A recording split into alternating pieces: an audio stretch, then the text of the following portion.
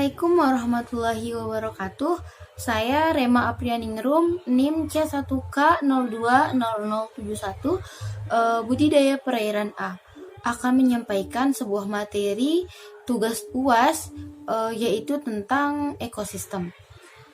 Seperti yang kita ketahui, bahwa ekosistem adalah suatu sistem ekologi yang terbentuk oleh hubungan timbal balik antara makhluk hidup dengan lingkungannya. Ekosistem merupakan penggabungan dari setiap unit biosistem yang melibatkan interaksi timbal balik antara organisme dan lingkungan fisik, sehingga aliran energi menuju kepada suatu struktur biotik tertentu dan terjadi suatu siklus materi antara organisme dan anorganisme. Matahari sebagai sumber dari semua energi yang ada. Dalam ekosistem, organisme dalam komunitas berkembang bersama-sama dengan lingkungan fisik sebagai satu sistem. Organisme akan beradaptasi dengan lingkungan fisik. Sebaliknya, organisme juga mempengaruhi lingkungan fisik untuk keperluan hidup. Pengertian ini didasarkan pada hipotesis Gaia, yaitu dengan lingkungan fisik menghasilkan suatu sistem kontrol yang menjaga keadaan di bumi cocok untuk kehidupan.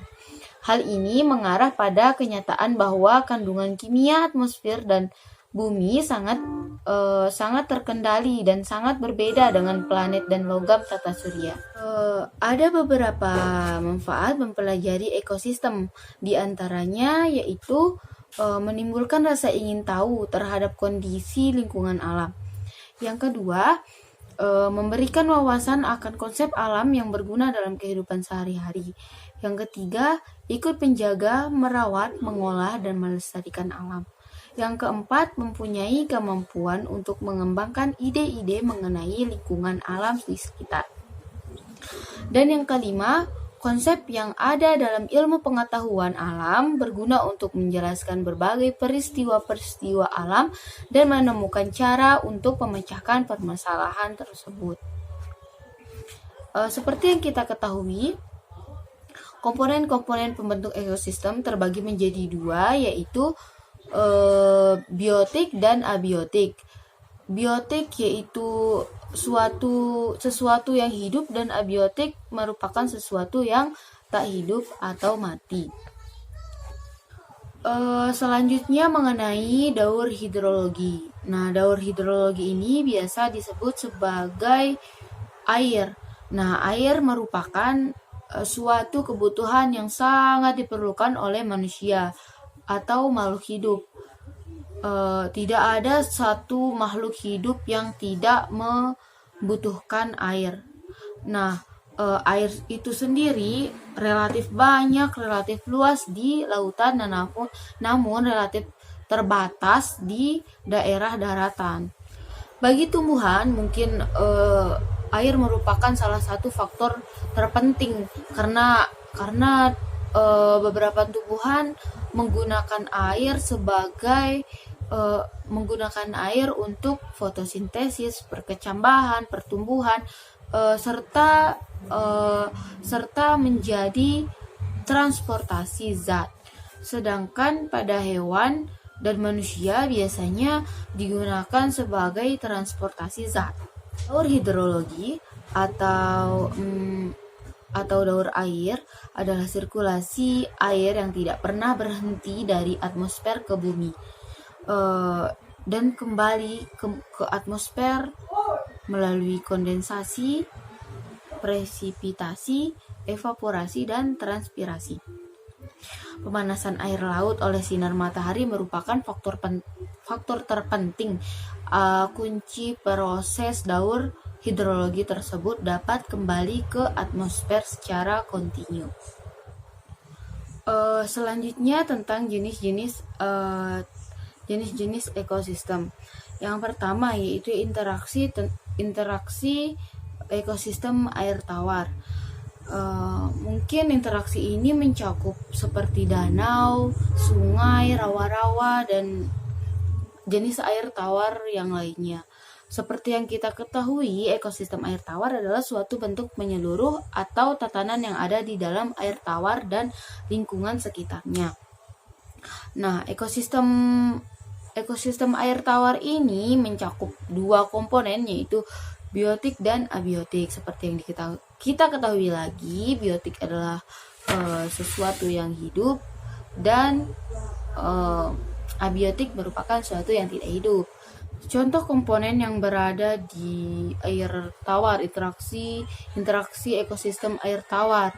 Ya, contohnya yang biotik mungkin ikan, terus serangga-serangga yang di dalam air, dan masih banyak mungkin kayak yang keong gitu-gitu ya. Tumbuhan di dalam air tawar kan seperti lumut, itu juga merupakan suatu contoh biotik dari ekosistem air tawar sendiri. Nah, sedangkan yang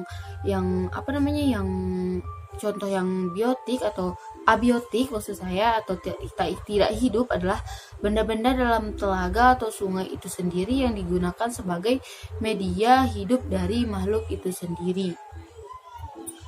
Kayaknya batu juga abiotik ya, kan soalnya nggak hidup, atau tanah gitu. Sampah juga itu kalau berada di dalam air, terus kebetulan ada di dalam air, di sungai, di rawa-rawa, di danau, itu juga dihitung sebagai contoh abiotiknya sendiri. Yang kedua yaitu interaksi ekosistem di laut, air laut. Nah, tidak jauh berbeda ya dari interaksi ekosistem air tawar sebenarnya. Namun di air laut itu lebih besar cakupannya, atau contohnya penghuninya lebih dominan, lebih besar daripada yang di air tawar. Ekosistem laut atau disebut juga ekosistem bahari merupakan ekosistem yang terdapat di perairan laut, terdiri dari ekosistem perairan dalam, ekosistem perairan pantai, dan ekosistem perairan pasak surut. Nah, ekosistem air laut dibedakan menjadi larutan atau laut, pantai, estuari, dan terumbu karang. Tidak berbeda dengan interaksi ekosistem air tawar. Ekosistem air laut juga memiliki komponen pembentuk, yaitu biotik dan abiotik. Nah, abiotik sendiri contohnya di ekosistem air laut itu seperti cahaya matahari, tekanan hidrostatik, suhu, dan kalor oksigen. Sedangkan untuk komponen biotiknya fitoplankton, dinophysis, zooplankton, nekton, dan bentos. Nah, ini sebenarnya isi-isi di dalam laut, plankton yang di dalam laut, ikan yang di dalam laut, terumbu karang yang hidup. Ya, ada terumbu karang yang hidup, cari aja. Interaksi antara komponen biotik dan abiotik sendiri akan membentuk kesatuan yang tidak dapat dipisahkan, dan hal itulah yang menjadikan sebuah ekosistem dan itulah yang menjadikan sebuah ekosistem air tawar maupun air laut. Mungkin hanya itu yang dapat saya sampaikan, kurang lebihnya mohon dimaafkan jika ada kesalahan kata dan perbuatan. Akhirul kalam. Wassalamualaikum warahmatullahi wabarakatuh.